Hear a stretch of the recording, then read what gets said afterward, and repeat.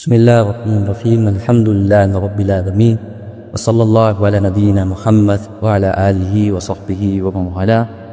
Baada ya kumhimidi Allah subhanahu wa ta'ala na kumtakia sala na salamu mtume wetu Muhammad sallallahu alayhi wasallam, ma zilna fi hadha ash-shahri al-mubarak alladhi nas'alu Allah subhanahu wa ta'ala bimannihi wa karamihi an yuwaffiqana ala as-siyam wal qiyam inna rabbana lasami'u ad-du'a. Bado tuko ndani ya mwezi huu mtukufu wa Ramadhan. Tunamuomba Allah subhanahu wa ta'ala tufikishe hiyo kufunga tusimama. Hakika Mola wetu ni mwenye kukubali maombi. Ibada hii ya funga ni ibada adhima, na ndani yake katika ibada hii ya funga pamekusanyika mambo mengi, na tunahitajika katika ibada hii ya funga basi upatikana mhimili wa ibada ambalo ni jambo la tauhid, na saumu na kusanya tauhid ndani yake. Nasi kama wafungaji basi tunatakiwa tuihakiki kweli ile tauhidi katika ibada hii ya funga, kwa kumwabudia Allah subhanahu wa ta'ala pekee na kutokuelekea kwa mwingine, bali kumwelekea yeye Allah subhanahu wa ta'ala pekee fi ibadati, katika ibada zetu zote, pasina kuelekeza chochote katika hizo aina za ibada kwa mwingine asiyekuwa yeye Allah subhanahu wa ta'ala. Funga inakusanya jambo kama hilo, kwamba aabudiwe Allah subhanahu wa ta'ala, na funga ya kusanya pia ibada miongoni mwa aina za ibada ambayo ni tauhidi yote. Ni funga inakusanya al-dhabhu fasaimu yarfa'u akuffa ad-dara'a ila rabbih. Mfungaji ananyanyua viganja vya unyenyekevu kwa kumuomba Allah subhanahu wa ta'ala katika ibada hii ya funga. Anakuwa ni kunyanyua mikono yake na viganja vya unyenyekevu kwa Allah subhanahu wa ta'ala, na hii ni tauhid, kwa sababu ndani yake na ibada ya ad-du'a wa ad-du'a wa ibada, na dua na ibada haitofaa kuelekezwa ibada hii kwa mwingine asiyekuwa Allah subhanahu wa ta'ala.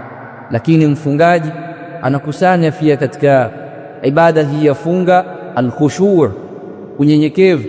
Hii ni aina pia katika aina za ibada, na hatakiwi kuelekeza kwa asiyekuwa Allah subhanahu wa ta'ala. Ananyenyekea katika nyakati zake kumnyenyekea Allah subhanahu wa ta'ala, lakini atawakkul, kutegemea. Mfungaji atamtegemea Allah subhanahu wa ta'ala akiwa ni mwenye kutaraji kwa Allah subhanahu wa ta'ala mengi katika yale ambayo yatakuwa na manufaa kwa nafsi yake. Lakini mfungaji anaogopa pia adhabu ya Allah subhanahu wa ta'ala, anaogopa adhabu ya Allah subhanahu wa ta'ala. Hizi zote ni aina za ibada, na aina hizi za ibada zatakiwa zielekezwe kwa Allah subhanahu wa ta'ala, na nyinginezo katika aina za ibada ambazo mfungaji anatakiwa azihakiki katika mwezi huu mtukufu wa Ramadhan pale ambapo anapokuwa amefunga. Kwa hiyo ibada ya funga ni ibada ambayo inakusanya aina za tauhid au inakusanya tauhid ndani yake, nasi kama wafungaji kitahaje kulihakiki hilo katika nafsi zetu. Bali tauhid ndo sababu ya mtu kuepushwa na mabaya na mabalaa pale ambapo atakapoihakiki tauhid katika ibada hii ya funga, na katika nyakati nyinginezo atakapohakiki tauhid, basi inakuwa ni sababu ya yeye kukingwa na mabalaa na Allah subhanahu wa ta'ala. Na sisi tufahamu kwamba tunapopatwa na mabalaa tukimbilia kwa nani? Ni kwa Allah subhanahu wa ta'ala. Tunapopatwa na shida hatukimbilii kwa mwingine isipokuwa ni Allah subhanahu wa ta'ala. Imekuwa ni sababu ya Yusuf alayhi salam kuepushwa na vitimbi, kuepushwa na machafu, lakini hilo lilitokana na tauhid. Allah anatuambia kadhalika linasrifa anhu as-su'a wal fahsha innahu kana min ibadina al-mukhlasin. Kama hivyo kadhalika linasrifa anhu as-su'a wal fahsha, kama hivyo ili tumwepushe yeye na uchafu. Linasrifa anhu as-su'a, ili tumwepushe yeye Yusuf na as-su'a na kubaya, wal fahsha na uchafu, innahu min ibadina al-mukhlasin. Kwa nini imepelekea Yusuf akaepushwa na ubaya na al-fahsha, akawa hajaingia kwenye fahishatu zina? Na kwa kitajwa al-fahsha panaingia al-liwat wa zina, lakini yaingia pia mengineyo, lakini pakitajwa alfahsha basi yaingia, au kinachoingia cha kwanza ni azina wal liwat.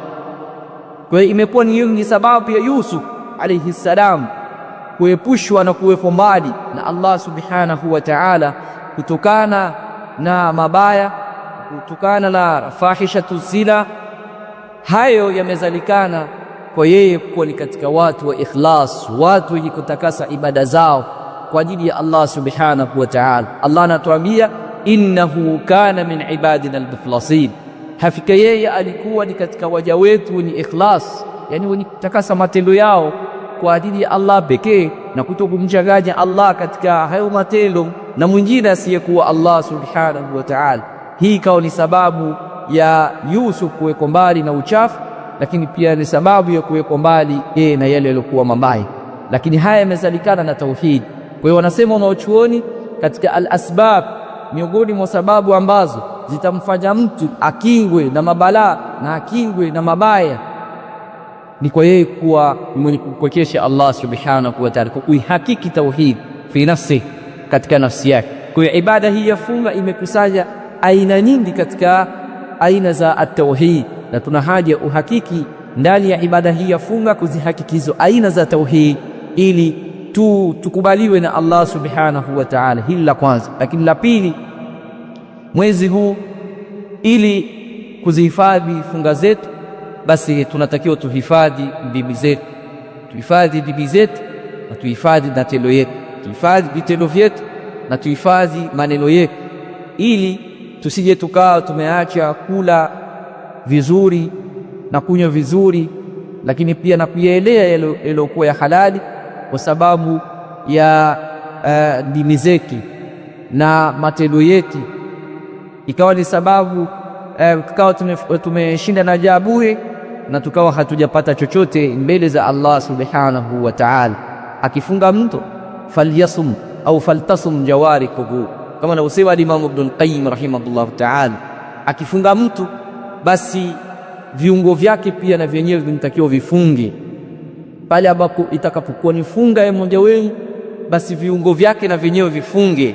Ina maana viungo kama ni mikono isishike isipokuwa kile kilichokuwa cha halal, kama ni kinywa basi kisitamki isipokuwa yale yaliyokuwa ya halal, yale yaliyokuwa sahihi. Kama ni miguu basi isielekee yale yaliyokuwa ya haram. Macho kadhalika yasitizame isipokuwa yale yaliyokuwa ya halal. Masikio isisikie isipokuwa halal. Kama hivi viungo pia lazima vifunge. Itakapokuwa funga ya mmoja wenu, basi na viungo vyake pia vifunge. Na haiko mbali na sisi hadithi ya Mtume sallallahu alayhi wasallam, man lam yada' qawla az-zur wal 'amala bihi falaysa lillahi haja fi an yada'a ta'amahu wa sharabahu.